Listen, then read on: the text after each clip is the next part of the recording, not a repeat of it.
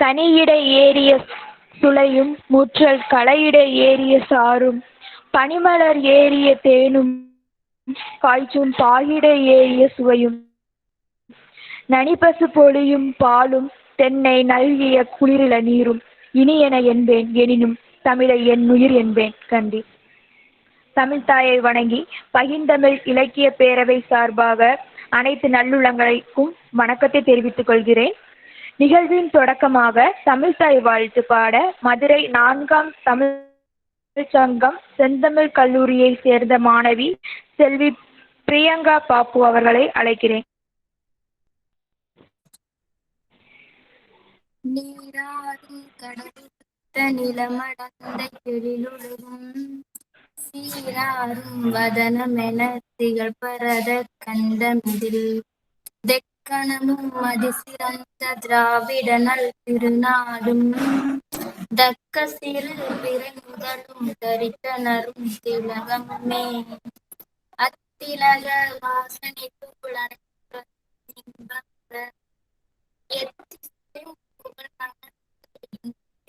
தமிழனங்கே உன் சீரமை திறவியந்து செயல் மறந்து வாழ்த்துதுமே வாழ்த்துதுமே வாழ்த்துதுமே.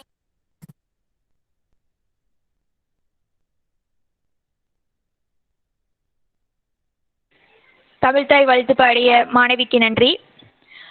வந்தோரை வரவேற்பது தமிழர் பண்பாடு. அதில் இணைந்திருவேற்று வரவேற்புரை வழங்க நம் பைந்தமிழ் இலக்கிய பேரவையின் இணை ஒருங்கிணைப்பாளர் ஆந்திர திராவிட பல்கலைக்கழகத்தில் பயின்று வரும் மாணவி சே கோமதி அவர்களை அழைக்கின்றேன்.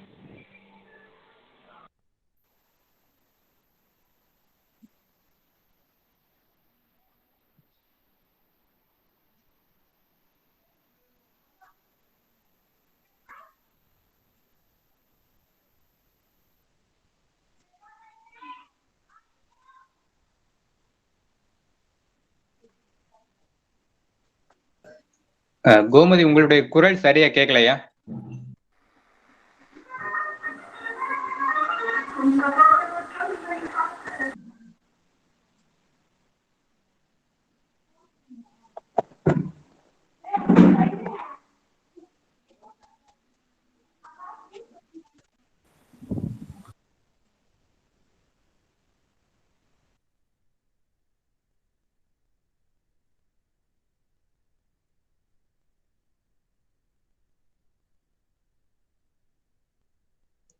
கோமதி, உங்களுடைய குரல் கேட்கவே இல்லையா? பேசுங்க.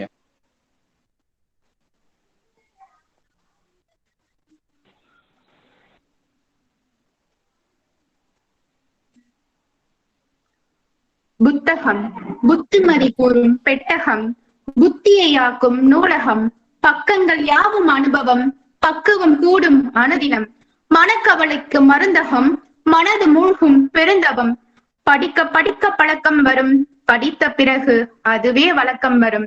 அனைவருக்கும் புத்தக நாள் வாழ்த்துக்களை கூறி பைந்தமிழ் இலக்கிய பேரவை நடத்தும் சிறப்பு சொற்பொழிவிற்கு வருகை தந்துள்ள அத்துணை தமிழ் நெஞ்சங்களையும் வருக வருக என வரவேற்று மகிழ்கின்றேன்.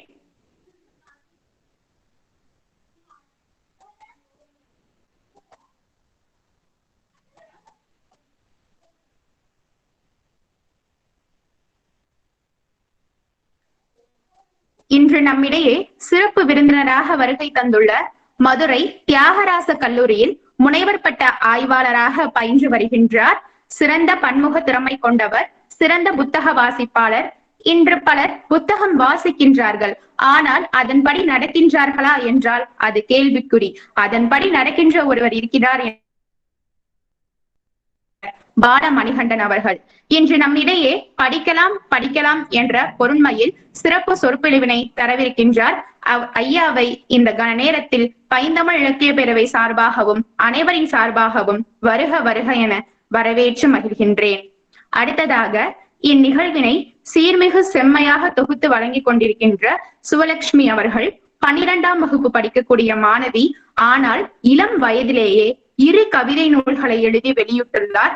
அவர் தமிழ் மீது கொண்ட பற்றினை அவர் இளம் வயதிலேயே வெளியிட்ட கவிதை நூல்கள் மூலம் நம்மால் அறிய முடிகின்றது. அத்தகைய சிறப்பு வாய்ந்த சாதனை நாயகி சிவலட்சுமி அவர்களையும் இந்நேரத்தில் வருக வருக என வரவேற்று மகிழ்கின்றேன். மேலும் நிகழ்விற்கு அறிமுக உரை வழங்கவிருக்கும் பானுப்பிரியா அவர்கள் இளங்கலை ஆங்கிலம் பயின்று தற்பொழுது ஆசிரியர் பயிற்சி வகுப்பை முடித்து வருகின்றார். அம்மையார் அவர்கள் போட்டித் தேர்வுகளுக்கு தயாராகி கொண்டிருக்கின்றார். அவர் அயல்மொழியினை எடுத்து படித்தாலும் தமிழ் மொழி மீதும் நம் நாட்டின் மீதும் கொண்ட பற்றின் காரணமாக இணைய வழியில் பல இலக்கிய நிகழ்வுகளை கலந்து கொண்டு உரையாற்றி வருகின்றார். அம்மையார் பானுப்பிரியா அவர்களையும் இந்த நேரத்தில் வருக வருக என வரவேற்று மகிழ்கின்றேன். மேலும் நிகழ்விற்கு இறுதியாக நன்றியுரை வழங்க காத்து கொண்டிருக்கும் பைந்தமிழ் இலக்கிய பேரவையின் செயலாளர் அமிதா அவர்கள் பல விருதுகளுக்கு சொந்தக்காரர், தன்னுடைய கவிதை படைப்பின் மூலம் உலகை ஆள வந்த சிந்தனை சிற்பி. அவருடைய இலக்கிய மனப்பான்மையால் அவருடைய ஊரில் முதியோர்களுக்கு கல்வி கற்று வருகின்றார். இந்த இளம் வயதிலேயே இந்த இலக்கிய மனப்பான்மையை நாம் அனைவரும் பாராட்ட வேண்டும். அத்தகைய செயல்மிக்கு சிந்தனை நாயகி அமிதா அவர்களையும் இந்த நேரத்தில் வருக வருக என வரவேற்று மகிழ்கின்றேன். மேலும் பைந்தமிழ் இலக்கிய பேரவையின் ஒருங்கிணைப்பாளர் அதிவீரபாண்டியன் அவர்களையும், தலைமை ஆலோசகர் முரளி அவர்களையும், செல்வராணி அவர்களையும், தொழில்நுட்பாளர் தாமோதரன் அவர்களையும், தெய்வம் அவர்களையும் வருக வருக என வரவேற்று மகிழ்கின்றேன். ஒரு கோவிலுக்கு கலசம் எவ்வளவு முக்கியமோ அது போன்று ஒரு நிகழ்விற்கு பார்வையாளர்கள் அத்துணை முக்கியம். இந்த நேரத்தில் இந்த நிகழ்வில் கலந்து கொண்டுள்ள அத்துணை பார்வையாளர்களையும் பைந்தமிழ் இலக்கிய பேரவை சார்பாக வரவேற்று மகிழ்கின்றேன். அனைவருக்கும் நன்றி, வணக்கம்.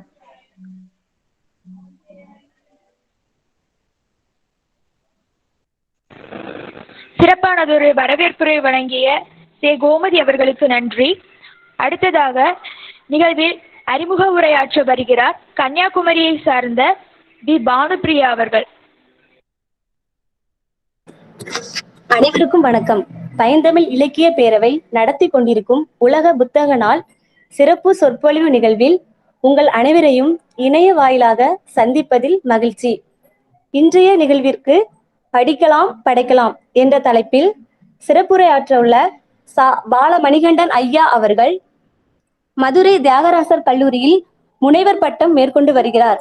சிறு வயதில் இருந்தே பன்னிரு திருமுறைகள் மீது அதிக ஆர்வம் கொண்டதன் விளைவாக திருமந்திரத்தில் முனைவர் பட்ட ஆய்வினை மேற்கொண்டு வருகிறார்.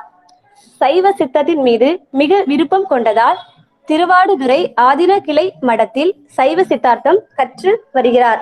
தேவாரம், திருவாசகம் பாடுதல், தலயாத்திரை மேற்கொள்ளல், உளவார பணி செய்தல் என சிவ பணிகளை மேற்கொண்டு வருகிறார்.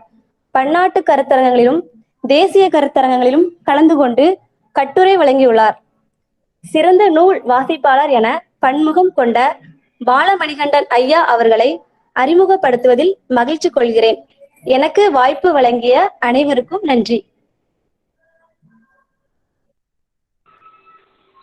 அறிமுக உரையாற்றிய பானுப்பிரியா அவர்களுக்கு நன்றி.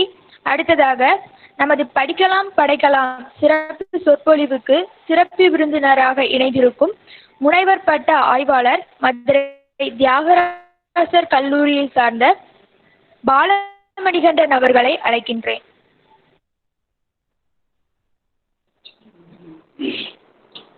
முக்கணியே முப்பாலே மூவாத முத்தமிழே சொக்கனது மாநகரை சூழ்ந்த பெரும்பேரே இத்தரை சூரியனே எங்கள் உயிரமுதே சித்திரை தன்னிலவே தேயா மொழிவெற்பே செம்மொழி மாக்குடும்பம் சீராட்டும் செம்மொழியே எம்மொழிக்கும் முத்தவளே என்றும் இருப்பவளே பண்புணர்த்தும் ஆசானே பார்வோற்றும் தேனூற்றே கண்ணே நீ ஞாலக்கண் என்று தாய்மொழி தமிழை வணங்கி அவையோர் அனைவருக்கும் என் பணிவான வணக்கத்தை தெரிவித்துக் கொள்கின்றேன்.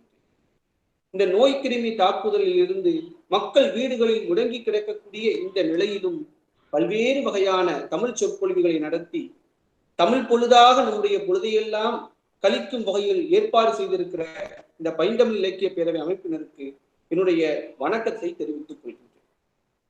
அது மட்டுமல்ல, இன்று உலக புத்தக தினத்தை முன்னிட்டு படைக்கலாம் படிக்கலாம் படைக்கலாம் என்ற தலைப்பில் எனக்கு வாய்ப்பினை வழங்கிய அனைத்து உள்ளங்களுக்கும் என்னுடைய பரிவான வணக்கத்தை தெரிவித்துக் கொள்கின்றேன். இதனை ஒருங்கிணைத்து வருகின்ற அதிவீர பாண்டியன் ஐயா அவர்களுக்கும், தொகுப்பாளர் சிவலட்சுமி அம்மா அவர்களுக்கும், கோமதி அம்மா அவர்களுக்கும், முரளி ஐயா அவர்களுக்கும், பைந்தமிழ் இலக்கிய பேரவை உறுப்பினர்கள் அனைவருக்கும் என்னுடைய பணிவான வணக்கத்தை தெரிவித்துக் கொள்கின்றேன். இன்று உலக புத்தக நாளை முன்னிட்டு அதனை கொண்டாடும் விதமாக படிக்கலாம் படைக்கலாம் என்ற தலைப்பில் நாம் சிந்திக்க இருக்கின்றோம். வெள்ளத்தால் அழியாது, வெண்தளலால் வேகாது, வெந்தாலும் கொள்ளத்தான் முடியாது, கொடுத்தாலும் நிறைவின்றி குறைவுறாது, கள்ளற்கோ பயமில்லை, காவலுக்கோ மிகையெளிவு கல்வி. அதாவது இந்த கல்வி எதிலும் அழியாதது கல்வி.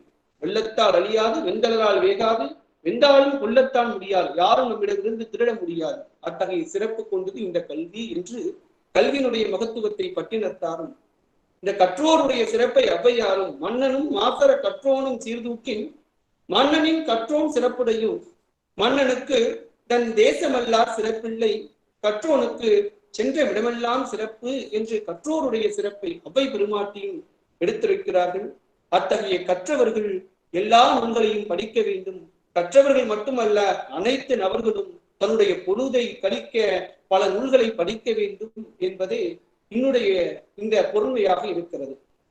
அதாவது இந்த உலக புத்தக நாள் ஏன் கொண்டாடுறோம், எப்ப இது கொண்டாடுறோம் அப்படின்னா, வாசித்தல், பதிப்பித்தல் மற்றும் பதிப்பு உரிமையுடன் கூடாக அறிவுசார் சொத்துக்களை பாதுகாத்தல் என்ற நோக்கிலே இந்த உலக புத்தக நாள் யுனெஸ்கோ நிறுவனம் 1995 இதனை கொண்டாடி வருகிறது. இந்த ஐக்கிய ராஜ்யத்திலே இந்த உலக புத்தக நாள் மார்ச் மாதத்தில் முதல் வியாழக்கிழமை கொண்டாடப்பட்டு வருகிறது. அதாவது யுனெஸ்கோ தீர்மானம் பாரிஸ்ல 1995 ஆகஸ்ட் 25 முதல் நவம்பர் 16 வரை ஒரு 28 நாட்கள் மாநாடு நடக்கிறது. அந்த 28வது அந்த மாநாட்டிலே ஒரு தீர்மானம் நிறைவேற்றப்படுகிறது. அது என்ன தீர்மானம் அப்படின்னு பார்த்தா, உலக புத்தக நாள் கொண்டாடுவதற்கான தீர்மானம். அதில் அவர்கள் என்ன குறிப்பிடுகிறார்கள் என்றால், அறிவை பரப்புவதற்கும் உலகெங்கிலும் உள்ள பல்வேறு கலாச்சாரங்கள் பற்றிய விழிப்புணர்வுகளை ஏற்படுத்துவதற்கும் புரிதல் மற்றும் சகிப்புத்தன்மை போன்றவற்றின் மூலம் மனிதர்களின் ஒழுக்கத்தினை மேம்படுத்தவும் புத்தகம் ஒரு சிறந்த கருவியாக உள்ளதால் ஏப்ரல் 23 உலக புத்தக நாள் கொண்டாடப்படும் என்ற தீர்மானம் தான் அந்த தீர்மானம்.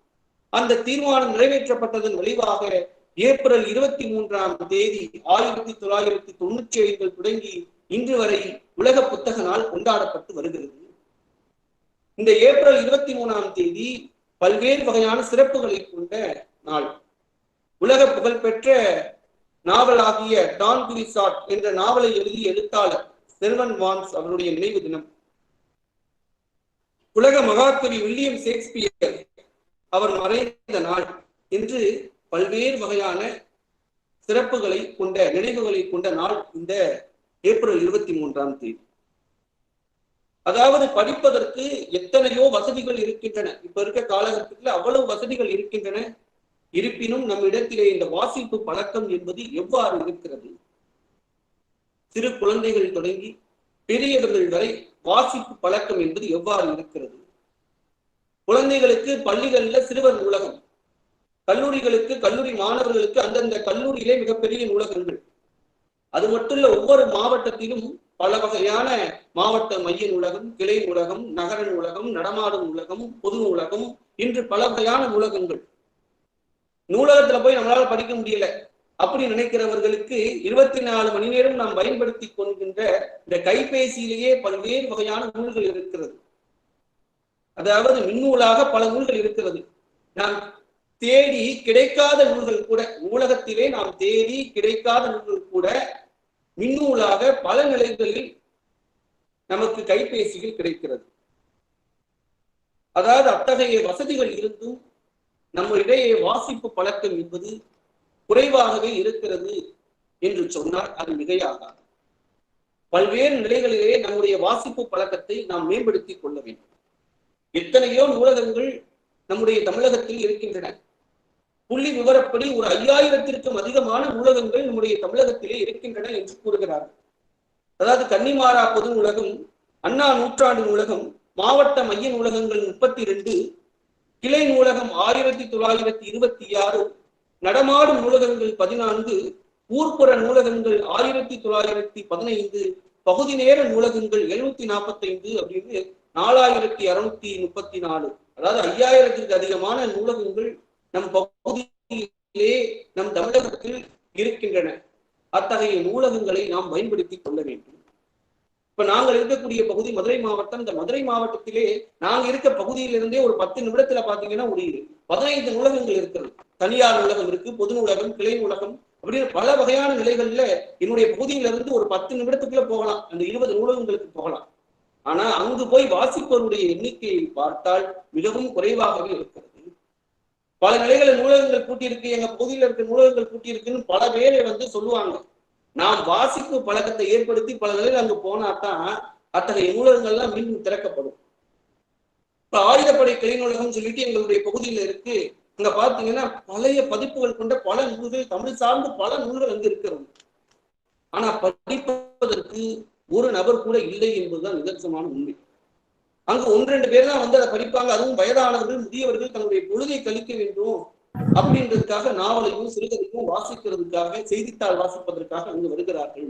அதை தவிர இளைஞர்கள், சிறுவர்கள், மாணவர்கள் என்று பார்த்தால் அவருடைய எண்ணிக்கை குறைவாகவே இருக்கிறது என்று அங்கு பணிபுரிகிற நூலகர் மிகவும் வருத்தமாகவே பதிவு செய்கிறார். அந்த வகையில் வாசிப்பு என்பது நமக்கு மிகப்பெரிய சொத்தாக இருக்கக்கூடியது. இந்த வாசிப்பு, இந்த புத்தக சாலை என்பது எல்லா நிலைகளிலும் இருக்க வேண்டும். ஒரு நாடு நல்லா இருக்கணும் அப்படின்னா அங்கு புத்தக சாலை இருக்கணும் அப்படின்னு பாவேந்தர் பாரதிதாசன் மனிதரெல்லாம் அன்பு நெறி காண்பதற்கும் மனோபாவம் வானை போல் விரிவடைந்து தனி மனித தத்துவமாம் இருளை போக்கி சக மக்கள் ஒன்றென்ப உணர்வதற்கும் இனியினிதா எழுந்த உயர் எண்ணமெல்லாம் விலகுவது புலவர்தரு சுவடிச்சாலை புனிதமுற்று மக்கள் புது வாழ்வு வேண்டில் புத்தக சாலை வேண்டும் நாட்டில் யாண்டும் என்று குறிப்பிடுகிறார். மனிதர்கள் எல்லாம் அன்பு நெறியோடு வாழ வேண்டுமா? ஒற்றுமையோடு இருக்க வேண்டுமா? உயர்ந்த எண்ணங்கள் எல்லாம் எல்லாருடைய உள்ளங்களிலும் இருக்க வேண்டுமா? அவ்வாறு இருப்பதற்கு நாடுதோறும் ஊர்தோறும் புத்தக சாலை வேண்டும் என்று பாவேந்தர் பாரதிதாசன் குறிப்பிடுகிறார். நாம் பல நிலைகளிலே புது புது நூல்களை தோற்றம் பெற செய்து கொண்டே இருக்க வேண்டும். பல நூல்களை உருவாக்க வேண்டும். அத்தகைய நூல்களை வெளிநாட்டவர்கள் வணக்கம் செய்ய வேண்டும் என்று முண்டாசு கவி பாரதி கூட பிற நாட்டு நல்லறிஞர் சாத்திரங்கள் தமிழ் மொழியில் பெயர்த்தல் வேண்டும். இரவாத புகழுடைய புது நூல்கள் தமிழ் மொழியில் இயற்றல் வேண்டும். மறைவாக நமக்குள்ளே பழங்கதைகள் சொல்வதில் ஒரு மகிமை இல்லை. திறமான புலமையில் வெளிநாட்டார் அதை வணக்கம் செய்ய வேண்டும் என்று குறிப்பிடுகிறார். இந்த நிலைகளிலே நூல்கள் இல்லாத போது நம்ம எப்படி படிக்கிறது கேட்பாங்க. எங்கிட்ட நூல்களே இல்லை, நாங்க எப்படி படிக்கிறது அப்படின்னா, அந்த நூல்கள் இல்லாத போதோ இல்ல விலையுயர்ந்த நூல்கள் இருக்கும் போதோ நம்ம நூல்களை தேடி படிக்க முடியலைன்னாலும் நம்முடைய கைபேசியில பல வகையான நூல்களும் மின்னூலாக கிடைக்குது. அடுத்த கொஸ்டின் நீங்க கேட்பீங்க, என்ன மின்னூல்லாம் எல்லா நூல்களும் மின்னூலாவே கிடைக்குதா? எல்லாரும் எனக்கு ஒரு நூல் வேணும், அது தேடினா அது மின்னூலா கிடைச்சிருமா அப்படின்னா, மின்னூலா கிடைக்காத போது அந்த நூல்கள் நம்ம பக்கத்துல இருக்கவங்ககிட்ட இருக்கா, மற்றவங்ககிட்ட இருக்கா அப்படின்னு நம்ம கேட்டு நாமே அதை மின்னூலாக பதிவிறக்கம் செய்து கொள்ளலாம். அதாவது பதிவேற்றம் செஞ்சிடலாம். நம்ம கைபேசியில நம்மள மாதிரி பல பேர் அதை தேடி படிப்பார்கள். அதை நம்ம செய்யலாம். இந்த ஊரடங்கு காலத்துல நிறைய பேர் நூலகத்துக்கு இப்ப வீட்டுக்குள்ளே வச்சு வெளியவே போக முடியாது, காய்கறி வாங்க கூட கடைக்கு போக முடியாத ஒரு சூழல் கூட இருந்தது. அந்த நிலையில எப்படி நம்ம நூல்கள் படிக்கிறது? நம்மகிட்ட இருக்கிறதே 1-2 நூல்கள் தான் இருக்கு. அப்படி இருக்கும்போது நாம் பல தகவல்களை எப்படி தெரிஞ்சுக்கிறது? பல வகையான மின்னிதழ்கள் இலவசமாக பல நூல்களை வழங்கி கொண்டே இருக்கிறது. அத்தகைய மின் இதழ்கள்ல போய் நம்ம நூல்களை படிக்கலாம். நம்ம தான் வாய்ப்பை பயன்படுத்தி கொள்ள வேண்டும். அதாவது ஊரடங்கு காலத்துல பல வகையான மின் இதழ்கள் இருந்திருக்கிறது, மின் நூல்கள் இருந்திருக்கிறது. அது மின் நூல்கள் இலவசமாக வழங்கி கொண்டே இருக்கிறார்கள். இந்த ஸ்கிரிப்ட் அப்படின்ற இந்த மின்னூல், தி இன்டர்நெட் ஆர்கிங் அப்படின்ற மின்னூல், பைகோஸ் அப்படின்ற மின்னூல், அந்த பைகோஸ் என்ற மின்னூல்லாம் பலவிதமான ஆங்கில புத்தகங்களை இலவசமாக சிறுவர்கள் படிக்கும் நோக்கிலே வழங்கி கொண்டிருக்கிறார்கள். பாரிப்பை அப்படின்னு சொல்லக்கூடிய அந்த மின்னூல் கூட இந்த பொன்னியின் செல்வன், பார்த்திபன் கனவு, சிவகாமியின் சபதம் போன்ற பல்வேறு வகையான நாவல்களை இலவசமாக வழங்கி கொண்டிருந்தார்கள். அதெல்லாம் நம்ம போய் படிச்சிடோமா அப்படின்னா அந்த ஊரடங்கு காலத்துல தெரியல. ஆனா பல வகையான மின்னிதழ்கள் நம்முடைய கைபேசியில இருக்கு. நாம் வேண்டுகிற நூல்கள் கிடைக்காத பொழுது கூட பக்கத்துல இருக்கான்னு கேட்டு கூட நாம் வாங்கி அதை நாம் மின்னூலாக பதிவேற்றம் செய்யலாம். இந்த ஆடிபிள் என்று சொல்லக்கூடிய அந்த மின்னூல் குழந்தைகளுக்கான கதைகளை 6 மொழிகளிலே வழங்கி கொண்டிருக்கிறது. அதுவும் அவங்கவுங்க வயதுக்கு ஏற்ற வகையில நூல்கள், அவங்கவுங்க வயதுக்கு ஏற்ற வகையில நூல்களை பட்டியலிட்டு பகுத்து தொகுத்து இந்த ஆடிபிள் என்று சொல்லக்கூடிய அந்த மின்னூல் இலவசமாக நூல்களை வழங்கி கொண்டிருக்கிறது. ஆப்பிள் புக்ஸ், அதுவும் ஊரடங்கு காலத்துல ஒரு சில நூல்களை மக்கள் பயன்படுத்த வேண்டும் என்ற நோக்கிலே பல வகையாக அந்த மின்னூல்களை வழங்கி கொண்டிருந்தது. கிண்டில், கூகுள் பிளே, அந்த கூகுள் பிளே அப்படின்ற நூல்கள் கூட நமக்கு இணையதளத்திலே பல வகையான தமிழ் நூல்களையும் ஆங்கில நூல்களையும் வழங்கி கொண்டு இருந்தது. அத்தகைய மின்னூல்கள் வழியாக நாம் படிக்கலாம். இணைய நூலகங்கள், தமிழ் இணைய கல்விக் கழகம், சென்னை நூலகம் www.chennai.library.com, அதுல போனீங்கன்னா நம்ம படிக்கலாம். சென்னை நூலகம். அடுத்து தமிழகம் அப்படின்ற இணைய வழியில போய் பார்த்தீங்கன்னா அதுல படிக்கலாம். மதுரை திட்டம் www.com, மதுரை ப்ராஜெக்ட் ஆர்கனைசேஷன், அதுல போய் நம்ம பார்க்கலாம். தமிழ் மின் நூலகம் என்று நம்ம போனோம்னா அதுல போய் நம்ம பல வகையான இணைய நூலகங்கள் இருக்கின்றன. அத்தகைய இணைய நூலகங்களின் வழியில் கூட நாம் படிக்கலாம். அதாவது முதலிலே நூல்களை எடுத்து படிங்க அப்படின்னு சொல்லுவோம். அவன் நூல்களை எடுத்து படிச்சாதான் நம்மளுக்கு அந்த நம்ம கருத்துக்களை நம்ம உள்வாங்கிக் கொள்ள முடியும் என்று நாம் சொல்லிக் கொண்டிருந்தார்கள் நம்முடைய முன்னோர்கள்.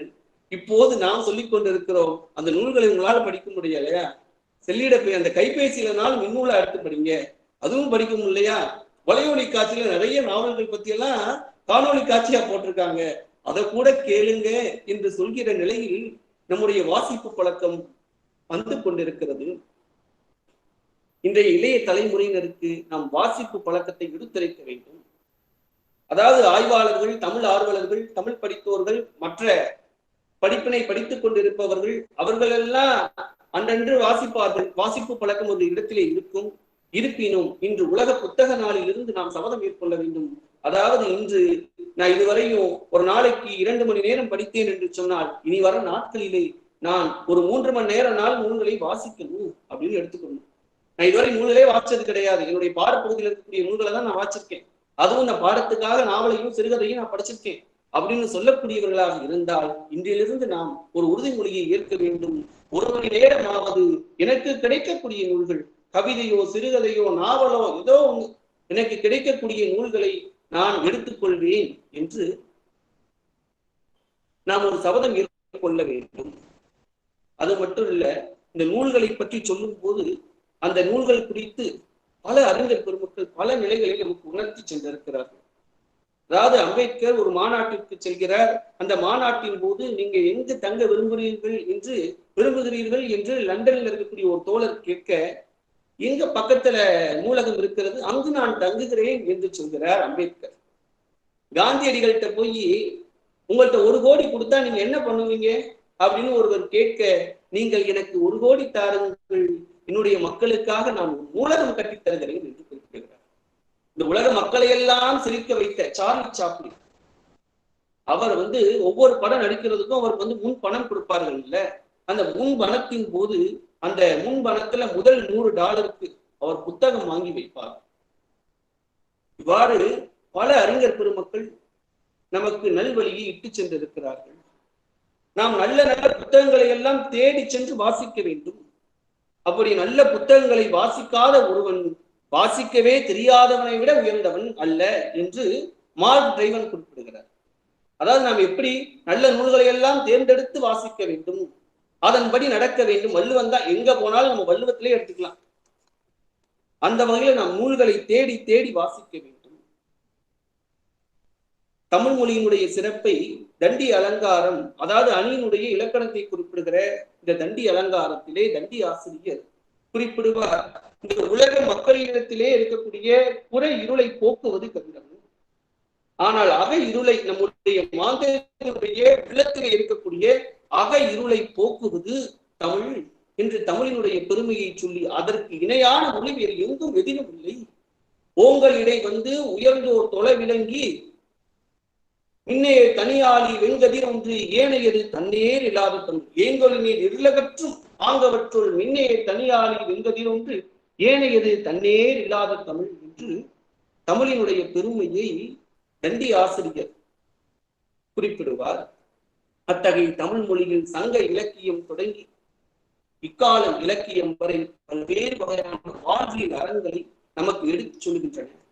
அத்தகைய வாழ்வியல் அறங்களை குறிப்பிடுகிற நூல்களை நாம் தேடி தேடி படிக்க வேண்டும். அந்த படித்த நூல்களின் வழி நாம் நடக்க வேண்டும். அதாவது அன்பினுடைய மகத்துவத்தை, அன்பினுடைய பெருமையை, இதை தவிர இந்த அன்பினுடைய ஆழத்தை சொல்ல முடியாதுன்னு சொன்னா வேற எந்த நூலிலும் இப்படி சொல்ல முடியுமா அப்படின்னு கிடையாது, தெரியாது. குறுந்தொகையில ஒரு அன்பினுடைய தன்மையை சொல்லும் போது சொல்லுவாங்க, நிலத்தினும் பெரிதே வானினும் உயர்ந்தென்று நீரினும் ஆரளவென்றே சாரல் கருங்கோர் குறிஞ்சி பூக்கொண்டு பெருந்தே நிலைக்கும் நாடு நடு நட்பே.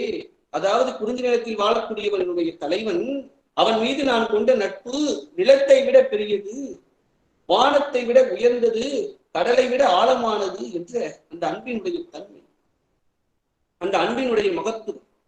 அதாவது அன்புக்கு அளவே கிடையாது. இந்த எவ்வளவு அன்பு வச்சிருக்கீங்க அப்படின்னு கேட்டா நம்மளால சொல்ல முடியாது. அத்தகைய அன்பினுடைய தன்மையை கூட குறுந்தொகை எடுத்து சொல்லியிருக்கிறது. வேரல் வேலி வேர்கோட்பளவின் சாரல் நாடன் செவ்வியை யாகுமதி யார நெருங்கிசினோரே சாரல் சிறுகோட்டு பெரும்பலம் தூங்கி யாங்குவள் உயிர்த்தவச் சிறிது காமமோ பெரிதே என்று அந்த அன்பினுடைய தன்மையை குறிப்பிட்டு தலைவனை வேகமாக வந்து திருமணம் செய்து கொள் என்று குறிப்பிடுகிற பாடல்கள் எல்லாம் அன்பினுடைய தன்மையை நமக்கு வாழ்வியல் அறங்களை எடுத்துச் சொல்கின்றன. அத்தகைய வாழ்வியல் அறங்களை எடுத்துச் சொல்கிற நூல்களை நாம் தேடி படிக்க வேண்டும். காதலில் இருக்கக்கூடிய அறம், அந்த அன்பு, அதுல இருக்கக்கூடிய அறத்தை கூட நற்றினையில் விளையாடு ஆயுமுடு வெண்மணல் அழுத்தி மறந்தனம் துறந்த கால்முளை அகைய நெய்பை தீம்பால் பெய்து இனிதி வளர்ப்ப உம்மினும் சிறந்தது நுவ்வையாகும் என்று அன்னை கூறினால் புண்ணியது நலமே என்று காதலில் அறத்தை கடைபிடிக்க வேண்டும் என்று எடுத்துச் சொல்கிற இலக்கியங்களை கொண்ட பெருமைக்குரியது இந்த தமிழ் மொழி. அவைக்கும் அதிகமானுக்கும் கொண்ட நட்பை எடுத்திருக்கக்கூடிய புறநானூற்று நூல்கள். நீங்க நல்லதே செய்யாட்டாலும், அதாவது பரவாயில்ல அல்லது செய்யாது இருங்கள் என்று எடுத்திருக்கக்கூடிய புறநானூற்று பகுதிகள். பல்சான்றீரை பல்சான்றீரே கணிச்சி கூர்ம்படை கருந்திரல் ஒருவன் பிணிக்கும் காலை இறங்குவீர் மாதோ நல்லது செய்தல் ஆற்றி ராயினும் அல்லது செய்தல் ஓம்புமீன் அதுதான் நல்லாற்றுப்படவும் நெறியுமா அருவே என்று நரிவுறு தலையார் போன்ற புலவர்கள் எல்லாம் இந்த புறநானூற்றிலே பல நிலைகளிலே எடுத்துரைக்கிறார்கள். அத்தகைய சங்க இலக்கிய நூல்கள், 14 கீழ்கணக்கு நூல்கள், உலக மொழிகளெல்லாம் இருக்கக்கூடிய பொது நிலை அறங்களை எல்லா மொழிகளுக்கும் எல்லா சமயத்தவருக்கும் பொதுவான அறங்களை எடுத்துரைக்கக்கூடிய வள்ளுவம். இந்த வள்ளுவத்தினுடைய பெருமையை சொல்லும் போது பாவேந்தர் பாரதாசன் சொல்லுவார், வெல்லாதில்லை திரு வள்ளுவன் வாய் விளைத்தவற்றுள் பொல்லாதில்லை புறையீர்ந்த வாழ்வினிலே அழைத்து செல்லாதில்லை பொதுமறையான திருக்குறளில் இல்லாதில்லை இணையில்லை முப்பாலுக்கு எண்ணிலத்தே. அத்தகைய பெருமை கொண்ட இந்த வள்ளுவத்தை நாம் தேடி படிக்க வேண்டும். வள்ளுவம் இல்ல அந்த திருக்குறள்ல நீங்க பார்த்தீங்கன்னா ஒவ்வொரு அதிகாரத்தையும் நீங்க எடுத்து பார்த்தீங்கன்னா ஒரு நுட்பமான ஒரு தன்மை புலப்படும். முதல் 7 குறள், அந்த 7 குறள் வரையும் வள்ளுவர் ஒன்னா சொல்லிட்டே வருவார். ஒழுக்கமுடைமை நீங்க எடுத்துக்கிட்டீங்கன்னா ஒழுக்கமுறையில் சொல்லிட்டே வருவார். ஒழுக்கம் ஒழுக்கம் தரலாம், ஒழுக்கம் வீணு மூப்படும் அப்படின்னு அந்த ஒழுக்கத்தினுடைய சிறப்பெல்லாம் சொல்லிட்டே வருவார். அடுத்த 8, 9, அந்த 10 அந்த குறள்ல போயிட்டீங்கன்னா அவருடைய நடையில கொஞ்சம் கடுமை இருக்கும்.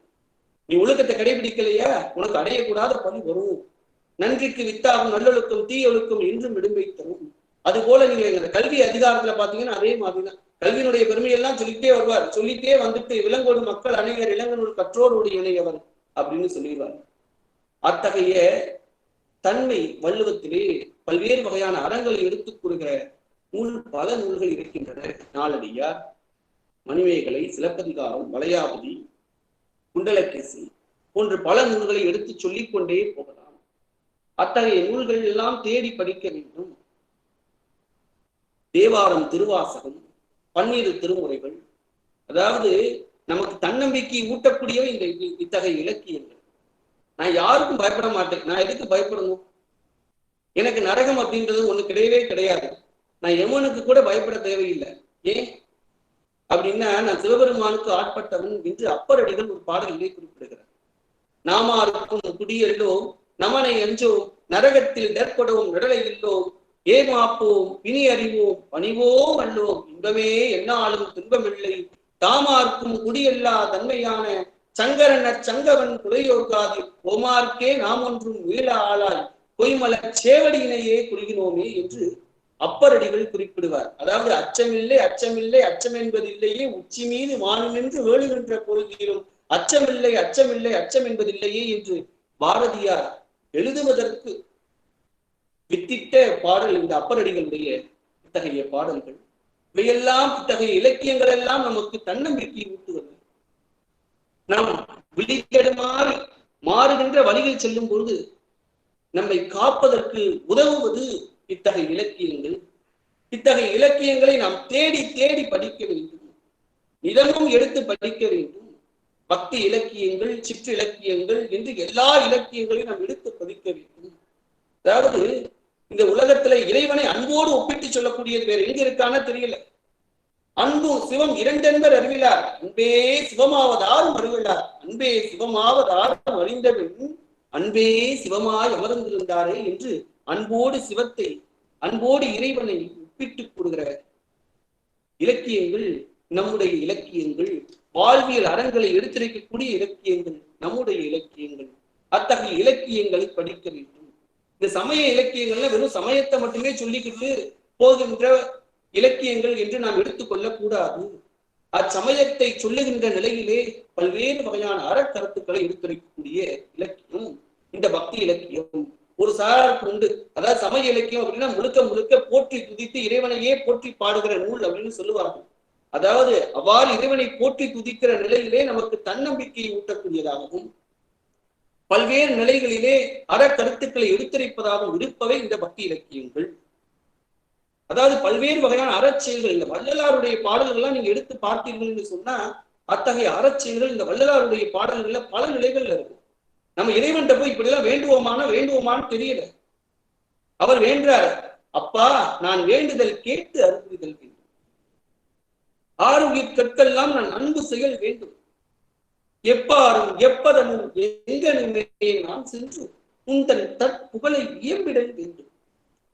செப்பாதமே நிலையில் இருக்கின்ற சுத்த சன்மார்க்க சங்கம் திகழ் தோங்க நீ அருள் வெளிய வேண்டும்.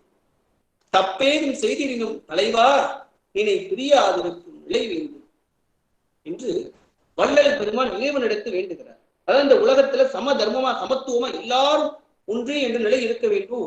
ஜாதி சமய பூசல்லாம் இருக்கக்கூடாது. இங்க பிறந்திருக்கக்கூடிய எல்லா நபர்களும் ஒன்று. இங்கு இறைவன் என்பவனும் ஒன்று.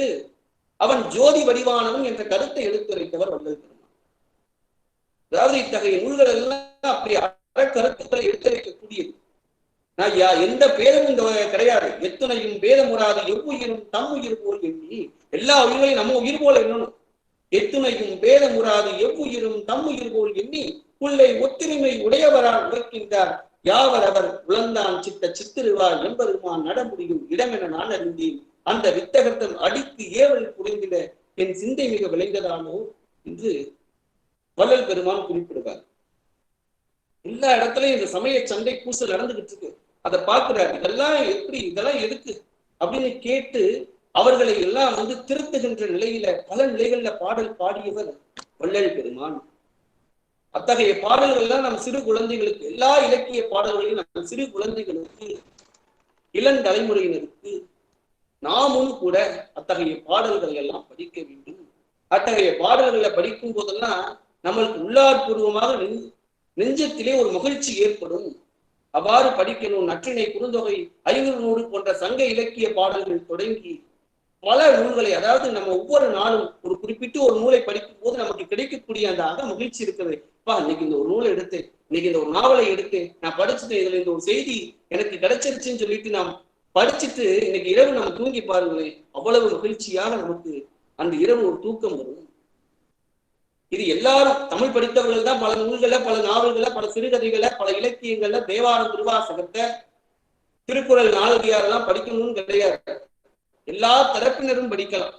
தாய்மொழி தமிழை கொண்ட அனைத்து நபர்களும் படிக்க வேண்டியது இத்தகைய இலக்கியங்கள். இத்தகைய இலக்கியங்களை படிக்க வேண்டும். அது மட்டும் இல்ல, இந்த சங்க இலக்கியம், பக்தி இலக்கியம், இத்தகைய இலக்கியங்கள்லாம் படிச்சு இக்கால இலக்கியங்கள், இத்தகைய இலக்கியங்கள் எல்லாம் நம் உள்ளார்பூர்வமாக மனதிலே உள்வாங்கிக் கொண்டால் நாமும் படைப்பாளர்களாக உருவாக்க முடியும். நம் பல்வேறான படைப்பாளர்கள் உருவாக்கி கொண்டிருந்தார்கள், உருவாக்கி கொண்டு இருக்கிறார்கள் அப்படின்னா அவர்கள் எல்லாம் பல்வேறு வகையான நூல்களை வாசித்துக் கொண்டிருந்தவர்கள், தேடி தேடி பல நூல்களை எல்லாம் வாசித்தவர்கள் அத்தகைய படைப்பாளர்கள். இவ்வாறு இங்கு படைப்பாளர்களாக இப்போது இருக்கக்கூடியவர்கள் எல்லாம் பல்வேறு நிலைகளிலே நூல்களை வாசித்து வாசித்து வாசித்து அறிவை செதுக்கியவர்கள். அத்தகைய நிலைகளில் நாம் பல்வேறு நூல்களை வாசிக்க வேண்டும். வாசிப்பு பழக்கத்தை நாம் சிறு வயதில் இருந்தே மேற்கொள்ள வேண்டும். அவ்வாறு மேற்கொண்டு நாம் பல்வேறு நூல்களை வாசிக்கும் போது நாமும் கண்டிப்பாக ஒரு படைப்பாளராக உருவாக முடியும்.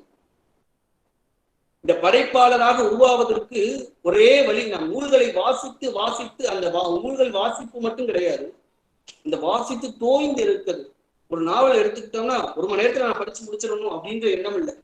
நான் இன்னைக்கு இந்த போர்ஷனுக்காக நான் படிக்கணும், இந்த பாடத்துக்காக இந்த நாவலை படிக்கணும், ஒரு வினா எழுதுறதுக்காக நாவலை படிக்கணும் அப்படின்றது இல்லாம அந்த நாவலை படித்து அந்த நாவலில் இத்தகைய கருத்துக்களை சொல்லியிருக்கிறார்கள், எந்த கருத்தை இதுல சொல்லியிருக்கிறாங்க, இந்த கருத்தை சொல்வதற்கான காரணம் என்ன, இதன் தேவை என்ன அப்படின்னு அந்த நாவலை ஒரு நாவலை எடுத்து படிச்சு நம் நெஞ்சத்தோடு நெஞ்சிடம் பேசிக்கொண்டு இருந்தோமையான நாம் படைப்பாளர் தான்.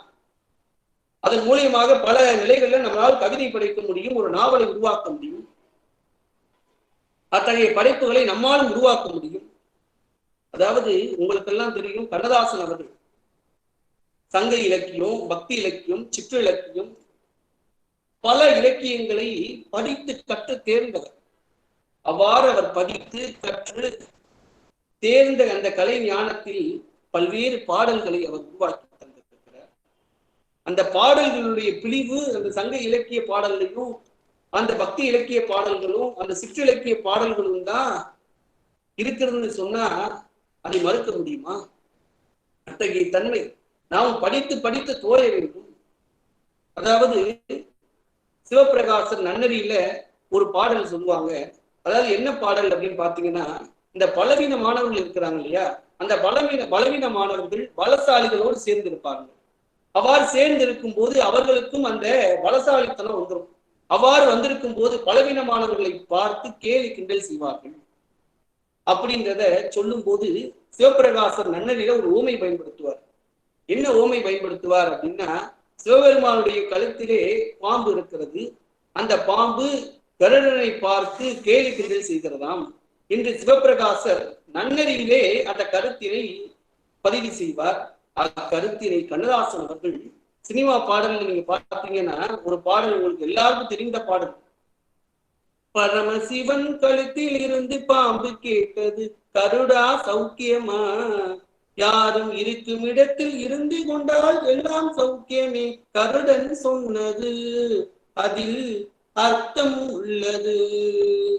உயர்ந்த இடத்தில் இருக்கும் போது உலகம் உன்னை மதிக்கும், உன் நிலைமை கொஞ்சம் இறங்கி வந்தால் நிழலும் கூட மிதிக்கும், மதியாத தலைவாசல் மிதிக்காதே என்று மானமுள்ள மனிதனுக்கு அவ்வை சொன்னது, அது அவ்வை சொன்னது அதில் அர்த்தம் உள்ளது, அவ்வை சொன்னது அது அர்த்தம் உள்ளது.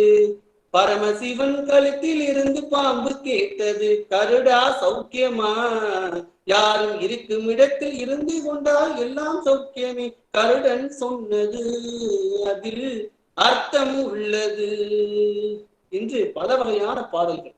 நான் ஒரு பாடல் எல்லா இலக்கியங்களிலிருந்து ஒரு பாடல் சும்மா உங்களுக்கு எடுத்து காட்டணும் அப்படின்னு எடுத்து காட்டேன். தமிழ் இலக்கியங்கள்ல நம்ம வாழ்வியல் அறங்களை எடுத்து சொல்கிற பல வகையான நம்ம எடுத்துக்காட்டுகள் எடுத்து சொல்லிக்கிட்டே இருந்தா எவ்வளவு நேரம் வேணாலும் எடுத்து சொல்லிக்கிட்டே இருக்கலாம். நான் இந்த புது தலைப்பை பார்த்த உடனே எப்படி நம்ம எடுத்துக்காட்டுகள் எவ்வளவு சொல்ல போறோம் அப்படின்னு எனக்கு தெரியாம பல நிலைகள்ல 1-2 பாடல்களை மட்டும் நம்ம எடுத்து சொல்லிடணும் அப்படின்ற நிலையில நான் 1-2 எடுத்துக்காட்டுகளை 1-2 சங்க இலக்கிய செயல்களை பக்தி இலக்கிய செய்திகளை நான் எடுத்து சொன்னேன். இது மட்டும் இல்ல, நம்ம இக்கால இலக்கியங்கள், அந்த கவிதை நூல்கள், மேத்தா, காமராஜன், அறிவுமதி, இன்குலாப், அப்துல் ரஹ்மான் அவருடைய கவிதைகள்லாம் நம்ம எடுத்து படிக்கும் போது அதில் இருக்கக்கூடிய அவர்கள் செய்யக்கூடிய அந்த அரசியல் விமர்சனம் எல்லாம் நம்ம படிக்கும் போது பல நிலைகள்ல நம்மளுக்கு பல கருத்துக்களை புரிய வைக்கும். தூங்க விடாது. சில நூல்கள்லாம் படிக்கும் போது நம்மளுக்கு தூங்க விடக்கூடாது. அதுதான் ஒரு படைப்பாளருக்கு கிடைக்கக்கூடிய வெற்றி. நீங்க படிச்சீங்கன்னா மேத்தாவினுடைய நூல்கள்லாம் நீங்க எடுத்து பார்த்தீங்கன்னா அப்படி ஒரு அந்த கவிதைகள் எல்லாம் இருக்கும். தேசப்பிதாவுக்கு தெருப்பாடங்களுடைய அஞ்சலி, செருப்புடன் ஒரு பேட்டி, அந்த கவிதைகள்லாம் நீங்க பாத்தீங்கன்னா எல்லாரும் படித்திருப்பீர்கள். தமிழ் ஆய்வாளர்கள், தமிழ் பேராசிரியர்கள், உதவி பேராசிரியர் பெருமக்கள் நிறைய பேர் இருக்கீங்க. அதனால எல்லாருக்கும் தெரியும். நான் தமிழ் மாணவர்கள் அவர்களுக்கு நான் சொல்லிட்டு இருக்கேன். அதாவது அத்தகைய நூல்கள், கவிதை தொகுப்புகள் அதெல்லாம் நம்ம எடுத்து படிக்கும் போது நம்மளுக்கு அந்த அரசியல் விமர்சனம் அதெல்லாம் நம்மளுக்கு தெளிவின் புரிகிறதுக்கு பல நிலைகள்ல உதவிகரமாக இருக்கக்கூடியது அத்தகைய நூல்கள், அத்தகைய நாவல்கள். அவ்வாறு அந்த நாவல்களையும் கவிதைகளையும் சிறுகதை தொகுப்புகளையும் நாம் படிக்க படிக்க படிக்க படிக்க நம்முடைய அறிவு விரிவடையும் என்பதில் ஒரு துளி கூட ஐயமில்லை. அத்தகைய நூல்களை நாம் எடுத்து படிக்க வேண்டும். அவ்வாறு படிக்கும் போது நம்முடைய அறிவு விரிவடையும். அவ்வாறு விரிவடைகின்ற போது நமக்குள்ளும் ஒரு படைப்பாளன் கண்டிப்பாக உருவாவான். இந்த உலக புத்தக தினத்துல, இந்த உலக புத்தக நாள்ல நாம் எடுத்துக்கொள்ளக்கூடிய ஒரே உறுதிமொழி, நாமும் தினமும் பல நூல்களை வாசிக்க வேண்டும் என்ற உறுதிமொழி நாம் எடுத்துக்கொள்ள வேண்டும். என்னிடமெல்லாம் ஒரே நான் என்ன ஃபாலோ பண்றேன் அப்படின்னா, ஒரு மாதத்துல குறைந்தது ஒரு லைப்ரரியில இருந்து குறைஞ்சது ஒரு 20-25 நூல்கள்னாலும் எடுத்துட்டு வரணும். அதை எடுத்துட்டு வந்து குறைஞ்சது ஒரு 10 நூல்னாலும் அந்த மாதத்துல நான் படிச்சு அதை டேலி பண்ணிடணும் அப்படின்னு நான் நினைக்கக்கூடியது. அந்த வகையில எனக்கு பக்தி இலக்கியத்திலையும் சங்க இலக்கியத்துல எனக்கு ஆர்வம் அதிகம். அத்தகைய திறனாய்வு நூல்கள்லாம் எடுத்து படிப்பேன். ஏன்னா என்னுடைய அந்த ஆய்வு ரீதியாக நான் கடந்து செல்லணும், ஆய்வு ரீதியாக நான் இருக்கணும் அப்படின்றதுக்காக பல நிலைகள்ல நான் எடுப்பேன். ஆனால் இந்த நாவல்கள், சிறுகதைகள் மீது, கவிதைகள் மீது எனக்கு ஆர்வம் அதிகம். சரியா கேட்கலீங்களே சார். அப்படி இருந்தாலும் அதையும் நான் தேடி படிப்பேன். Hello sir.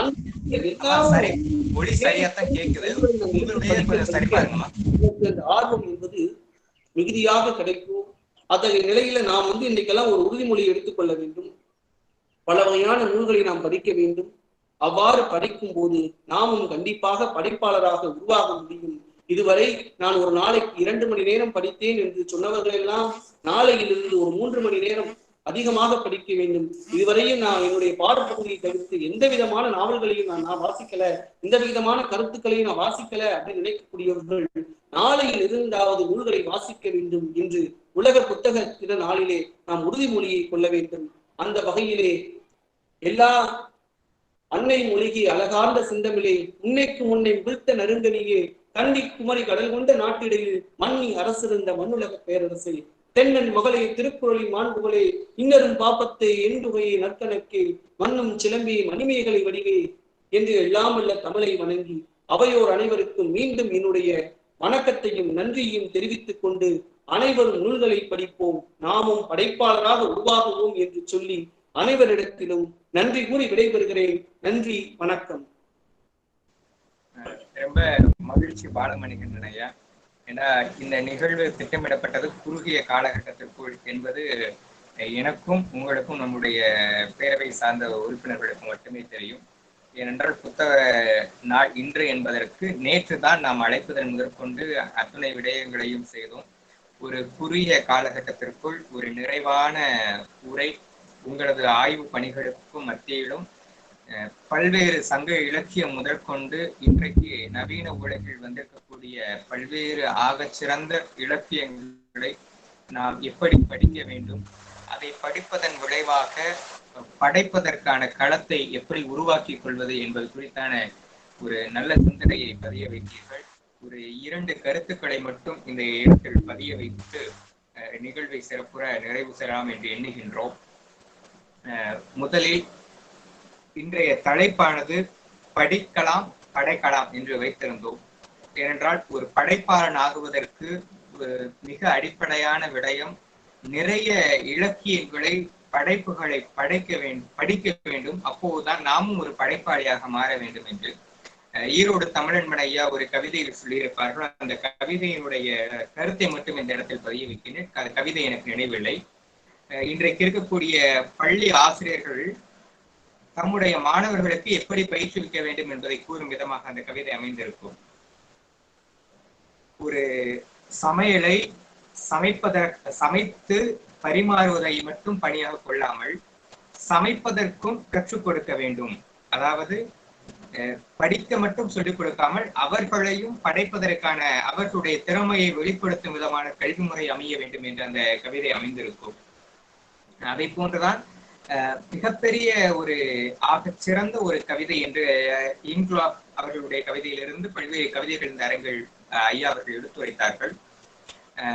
நான் பல காலங்களுக்கு முன்பாக படித்த ஒரு கவிதை, சின்ன ஹைக்கூ கவிதை, சிறு கவிதை தான், இறையன்பு அவர்கள் எழுதியது. இன்றைக்கு எவ்வளவோ பெரிய சமூக மாற்றங்கள் வந்திருக்கின்றன. சமுதாய சிக்கல்களை மீண்டும் மீண்டும் பேசப்படக்கூடிய களம் இன்றைக்கும் இருந்து கொண்டுதான் இருக்கின்றது. பெண்ணடிமைத்தனம் உட்பட கல்வி உரிமைகள் பெறுவது முதற்கொண்டு அனைத்திற்குமான ஒரு முன்னெடுப்புகளை, போராட்டங்களை நாம் செய்ய வேண்டித்தான் இருக்கின்றது.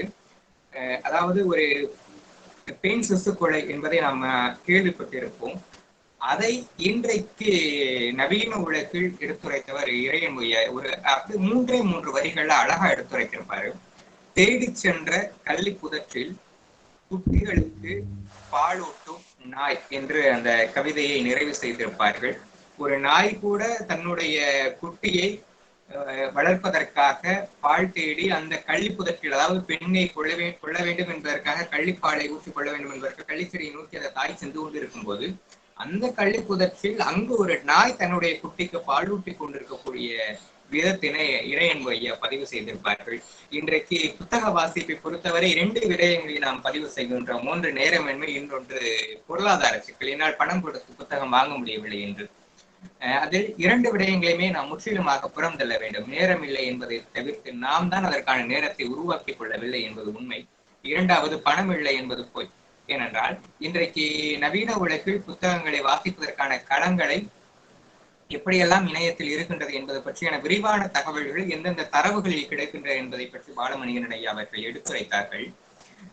நான் ஒரே ஒரு உண்மையில் நடந்த சம்பவத்தை இந்த இடத்தில் பதிய வைக்க வேண்டும் என்று விரும்புகின்றேன். எனக்கு தெரிந்த பள்ளி ஆசிரியர் ஒருவர், நான் பழகியது அவர் அந்த பள்ளியில் நான் படித்ததில்லை, நான் பழக்கமான ஒரு ஆசிரியர். அந்த ஆசிரியர் ஒரு 2 ஆண்டுகளுக்கு முன்பாக, இப்போதுதான் பொது தேர்வு எல்லாம் இல்லை அல்லவா, 2 ஆண்டுகளுக்கு முன்பாக அந்த மாணவரிடம், நீ பொது தேர்வில் வெற்றி பெற்றால் 10,000 ரூபாய் மதிப்புள்ள ஒரு பொருளை உனக்கு பரிசாக அளிக்கின்றேன், அது என்ன பொருள் என்பதை நீயே தேர்வு செய்து கொள் என்று அந்த மாணவரிடம் கூறியிருக்கிறார். பொது தேர்வு நடந்து முடிந்தது. தேர்வு முடிவுகளும் வெளிவந்தன. தேர்வு முடிவுகளில் உள்ளபடியே அந்த மாணவனும் பள்ளியளவில் முதலிடம் பெற்றான். உடனே அந்த ஆசிரியர், வா தம்பி, நான் சொன்ன மாதிரி நீ நல்ல மதிப்பெண் பெற்று விட்டாய், நீ கொடுத்த வாக்கை நீ காப்பாற்ற, நான் சொன்ன வாக்கை நான் காப்பாற்றணும் அல்லவா, உனக்கு 10,000 ரூபாய் மதிப்புல என்ன பொருள் வேணும் அப்படின்னு கேட்டிருக்காரு. கேட்ட உடனே இவர் நினைச்சிருக்காரு, அந்த ஆசிரியர் வந்து ஏதோ நல்ல நூல்களா கேட்க போறியா, நம்ம எந்தெந்த நூல்னு பட்டியல் போட்டு நூல் கடைகளுக்கு போகணும்னு இருக்காரு. உடனே அந்த மாணவன் கேட்டது, ஐயா எனக்கு ஒரு அலைபேசி வாங்கி தருவீங்களான்னு கேட்டிருக்கான். மிகவும் ஏழ்மையான மாணவன். இவருக்கு உடனே வந்து அவன் மேல ஒரு தவறான அபிப்பிராயம் வந்துருச்சு. என்னடா செல்ல பார்த்து கேட்டு குட்டிச்சோரா போக போறான் அப்படின்னு. அந்த மாணவன் சொன்ன பதில், ஐயா நீங்கள் நினைச்சிருப்பீங்க நான் நூல் தான் கேட்பேன், ஆனா இப்ப நீங்க எனக்கு 10,000 ரூபாய் போட்டு இந்த நூல் வாங்கி கொடுத்துறீங்கய்யா, இப்போதைக்கு நான் நீங்க கொடுத்த பணத்தை வைத்துக் கொண்டு நான் 10,000 ரூபாய் மதிப்புள்ள ஒரு 100 இருந்து 300 நூல்கள் கூட வாங்கிடலாம்.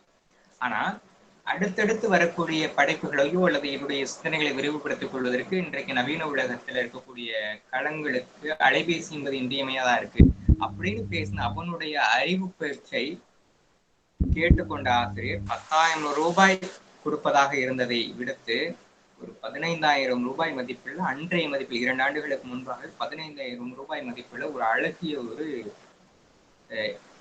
அலைபேசியை வாங்கி கொடுத்தார். இப்படி அறிவியல் மூலம் அந்த பொருட்களை ஆக்கப்பூர்வமாக பயன்படுத்துபவர்கள் இந்த உலகில் உண்டு.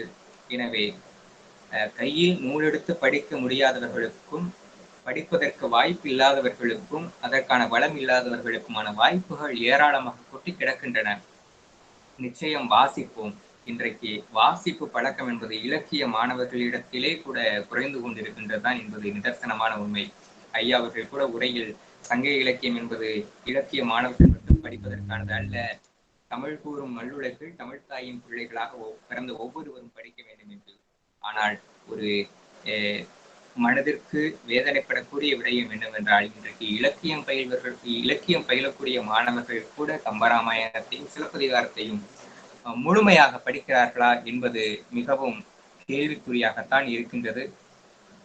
நிச்சயம் இனிவரும் காலங்களில் வாசிப்போம், நேசிப்போம், நல்லதொரு படைப்புகளை படித்து நாமும் படைக்கலாம் என்று கூறி தொடர்ந்து இந்த அரங்கை தொகுத்து வழங்கிக் கொண்டிருக்கக்கூடிய பெரிய சகோதரி சிவலட்சுமி அவர்களிடம் ஒப்படைக்கின்றேன்.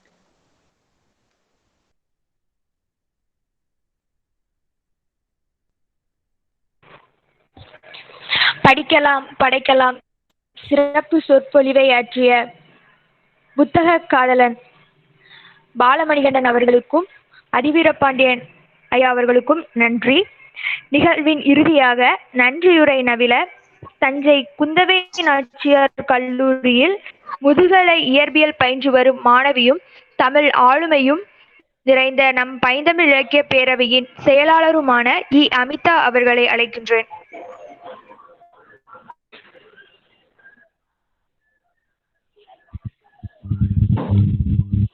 ஒரு கோடி கிடைத்தால் என்ன செய்வீர்கள் என்று கேட்டபோது ஒரு நூலகம் கட்டுவேன் என்று பதிலளித்தாராம் மகாத்மா. தனிமை தீவில் தள்ளப்பட்டால் என்ன செய்வீர்கள் என்று கேட்டபோது புத்தகங்களுடன் மகிழ்ச்சியாக வாழ்ந்துவிட்டு வருவேன் என்று பதிலளித்தாராம் ஜவஹர்லால் நேரு அவர்கள். என் கல்லறையில் மறைக்காமல் எழுதுங்கள், இங்கே ஒரு புத்தக புழு உறங்குகிறான் என்று கூறினாராம் பெர்ட்ராண்ட் ரசல். மனிதனின் ஆகப்பெரிய கண்டுபிடிப்பு எது என்று வினவப்பட்ட போது சற்றும் யோசிக்காமல் புத்தகம் என பதிலளித்தாராம் ஆல்பர்ட் ஐன்ஸ்டீன். வேறு எந்த சுதந்திரமும் வேண்டாம், சிறையில் புத்தக வாசிப்பை மட்டும் அனுமதிக்க வேண்டும் என்றாராம் நெல்சன் மண்டேலா. பிறந்த நாளுக்கு என்ன வேண்டும் என கேட்டபோது புத்தகங்கள் வேண்டும் என சற்றும் தயக்கமின்றி கேட்டாராம் லெனின். ஒவ்வொரு படமும் நடிக்க ஒப்புக்கொள்ளும் போது வரும் முன்பணத்தில் முதல் $100 புத்தகம் வாங்குவாராம் சார்லி சாப்ளின். ஒரு குழந்தைக்கு நீங்கள் வாங்கி தரும் ஆக சிறந்த பரிசு ஒரு புத்தகமாகத்தான் இருக்கும் என்றாராம் வின்ஸ்டன் சர்ச்சில் அவர்கள். பயங்கரமான போராட்ட ஆயுதங்கள் எவை என கேட்டபோது புத்தகங்கள் தான் என்றாராம் மார்ட்டின் லூதர் கிங். தான் தூக்கிலிடப்படுவதற்கு 1 நிமிடம் முன்பு வரை வாசித்துக் கொண்டே இருந்தாராம் பகத்சிங். நான் இன்னும் வாசிக்காத நல்ல புத்தகம் ஒன்றை வாங்கி வந்து என்னை சந்திப்பவனே என் தலை சிறந்த நண்பன் என்றாராம் ஆபிரகாம் லிங்கன். 1000 புத்தகங்களை வாசித்தவன் ஒருவன் இருந்தால் அவனை காட்டுங்கள், அவனே எனது வழிகாட்டி என்றார் ஜூலியஸ் சீசர். உலக வரைபடத்தில் உள்ள மூலை முடுக்குகளுக்கெல்லாம் போக விரும்புகிறாயா? ஒரு நூலகத்துக்கு செல் என்றாராம் டெஸ்கார்டஸ். போதுமென்று நொந்து போய் புது வாழ்வை தேடுகிறீர்களா? ஒரு புதிய புத்தகத்தை வாங்கி வாசிக்க தொடங்கு என்றாராம் இங்கர்சால். சில புத்தகங்களை சுவைப்போம், சிலவற்றை அப்படியே விழுங்குவோம், சில புத்தகங்களை மென்று ஜீரணிப்போம் என்றார் பிரான்சிஸ் பேக்கன். புரட்சி பாதையில் கைத்துப்பாக்கிகளை விட பெரிய ஆயுதங்கள் புத்தகங்களே என்றார் லெனின்.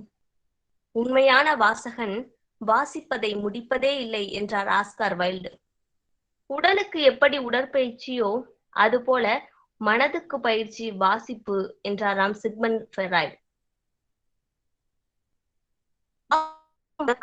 ஒரு மனிதனை முழு மனிதனாக மாற்றிவிடும். சுருக்கமாக சொன்னால், இப்போது நான் கூறிய அத்துணை தலைவர்களும் புத்தகத்தை வாசியுங்கள் என்று தான் குறிப்பிட்டிருக்கிறார்கள். அத்தகைய வகையில் படிக்கலாம் படைக்கலாம் என்ற அற்புதமான சிறப்பு சொற்பொழிவில் எங்களோடு இணைந்த பாலமணிகண்டன் ஐயா அவர்களுக்கு எங்களின் மனம் நிறைந்த நன்றிகள். நூல்களை பற்றி பல்வேறு தகவல்களை எங்களோடு பகிர்ந்து கொண்டார். மேலும் இணைய வழியில் எத்துணை சேவைகள் நூல்களை வாசிக்க இருக்கின்றன என்று அதன் முகவரியோடு எங்களுக்கு பகிர்ந்தமைக்கு நன்றிகள் ஐயா. உங்களின் அத்துணை தகவல்களும் எங்களுக்கு மிகவும் பயனளித்தது. அவ்வப்போது தங்களின் பாடல்கள் எங்களுக்கு புத்துணர்ச்சியும் அளித்தது. தங்களின் பொன்னான நேரத்தை எங்களுக்காக செலவழித்து பல்வேறு தகவல்களை எங்களோடு பகிர்ந்து கொண்டமைக்கு பாலமணிகண்டன் ஐயா அவர்களுக்கு பைந்தமிழ் இலக்கிய பேரவையின் சார்பிலும் பார்வையாளர்கள் சார்பிலும் மனமிறைந்த நன்றிகளை தெரிவித்துக் கொள்கிறோம். மேலும் இந்த அற்புதமான நிகழ்விற்கு வரவேற்புரை வழங்கிய அன்பு தோழி கோமதி அவர்களுக்கும், நம் சிறப்பு விருந்தினராய் சிறப்பாக அறிமுகம் செய்திட்ட தோழி பானுப்பிரியா அவர்களுக்கும், மேலும் இந்த நிகழ்ச்சி முழுவதையும் செம்மையாக தொகுத்து வழங்கிய தோழி சிவலட்சுமி அவர்களுக்கும் எங்களின் மனம் நிறைந்த நன்றிகள். மேலும் இந்த நிகழ்வை ஏற்பாடு செய்து எங்களை நித்தமும் ஊக்குவித்து வரும் அண்ணன் அதிவீர பாண்டியன் அவர்களுக்கும், எங்கள் பேரவையின் தலைமை ஆலோசகர் முரளி ஐயா அவர்களுக்கும், தொழில்நுட்ப ரீதியாக எங்களுக்கு எப்போதும் உதவி வரும் அன்பு தம்பி தாமோதரன் அவர்களுக்கும், எங்கள் பேரவையின் இணை செயலாளர் கவிஞர் தெய்வம் அவர்களுக்கும், செல்வராணி அக்காவிற்கும் மனம் நிறைந்த நன்றிகள். இந்த நிகழ்ச்சி இத்துணை சிறப்பாக அமைந்தது எனில் அதற்கு முழு காரணம் பார்வையாளராகத்தான் நான் கருதுகிறேன். ஏனெனில் பேசுபவரை காட்டிலும் கேட்பவர் புத்திசாலி என்று கூறுவார்கள். அந்த வகையில் இத்துணை அமைதி காத்து ஒத்துழைப்பு நல்கிய அத்துணை தோழமைகளுக்கும் பைந்தமிழ் இலக்கிய பேரவையின் சார்பாக மனம் நிறைந்த நன்றிகளை தெரிவித்துக் கொள்கிறோம். நிகழ்வின் இறுதியாக அன்பு நண்பர்களுக்கு ஒரே ஒரு வேண்டுகோள். நம்மிடையே ஒரு 10 நடிகர்களின் பெயர்களை கூறுங்கள் என கேட்டால் கண்ணிமைக்கும் நொடி பொழுதில் கடகடன்னு சொல்லிடுவோம். இதே ஒரு நூல்களின் ஆசிரியர் பெயர்கள் ஒரு 10 கூறுங்கள் என்று கேட்டால் நிச்சயமாக அது நம்மால் முடியாது. ஏனெனில் வாசிப்பு நம்மில் அத்துணை குறைவாகவே இருக்கிறது. சற்று மாற்றி யோசித்து பார்ப்போமே. சினிமாவிற்கு காட்டும் அதே ஆர்வத்தையும் மோகத்தையும் புத்தக வாசிப்பிலும் காட்டி பார்ப்போமே. ஏனெனில் இன்றைய இளைய சமுதாயத்திற்கு புத்தக வாசிப்பை நோக்கிய பயணம் நிச்சயம் அவசியமாக இருக்கிறது. இளைய சமுதாயம் மட்டுமல்ல, அத்துணை நண்பர்களும் புத்தக வாசிப்பை நோக்கிய பயணத்தை நிச்சயமாக தொடர்வோம். மேலும் அந்த புத்தக வாசனையானது, அதனை நீங்கள் உணர்ந்தால் உங்களுக்கு தெரியும், அது மலர்ச்சோலையில் வரும் வாசனையை விட சிறந்ததாக நான் எண்ணுகிறேன். அனுபவித்து உங்கள் அனுபவத்தை கூறுங்கள். சான்றிதழுக்கான இணைப்பு அரட்டை பகுதியில் கொடுக்கப்பட்டுள்ளது. அனைவரும் பெற்று பயனடையுமாறு அன்புடன் கேட்டுக்கொள்கிறோம். மேலும் இது போன்ற நல்ல நிகழ்வில் உங்களை சந்திக்கும் வரை உங்களிடமிருந்து விடைபெறுவது பைந்தமிழ் இலக்கிய பேரவை. நன்றி, வணக்கம்.